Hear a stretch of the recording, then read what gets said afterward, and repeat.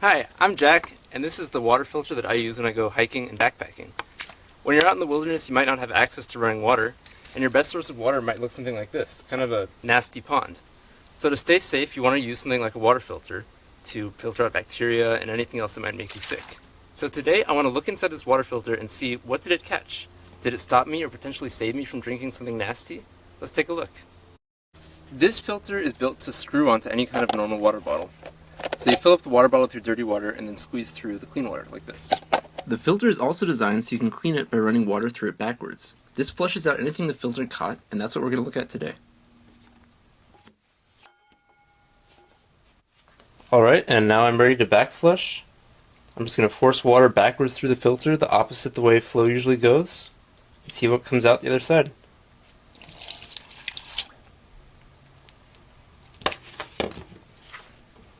Hard to see in person, but right away I see lots of scum floating around in there.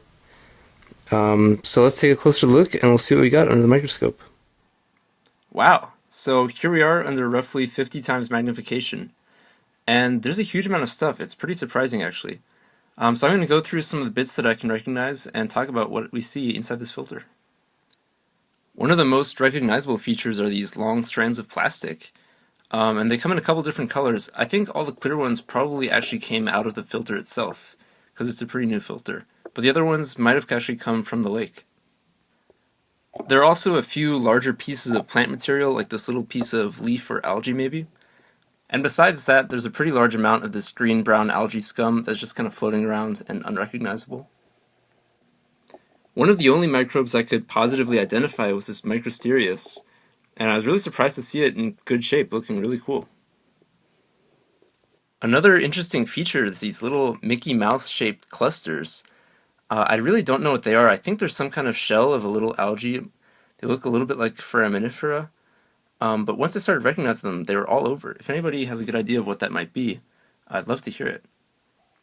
I also tried looking at these samples through cross polarizers.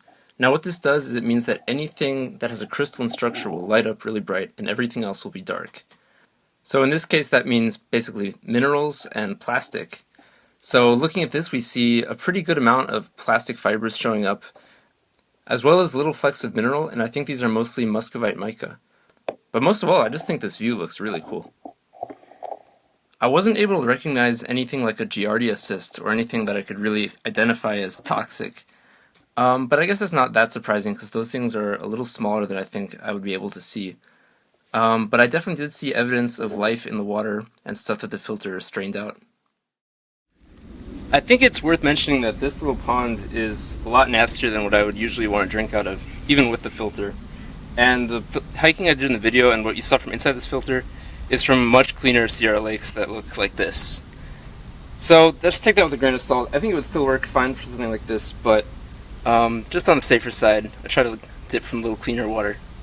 So after taking a look at what this filter stopped me from drinking, I'm pretty glad that I've been using it. I wouldn't really want to drink unknown algae and little plastic fibers.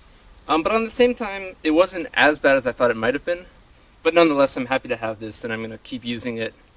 And I do recommend a product like this, like it works pretty well. So thank you all so much for watching. If you like this video, I've made a couple other little videos on microscopy subjects. So take a look if you like and leave a like if you want. Thanks so much. Bye.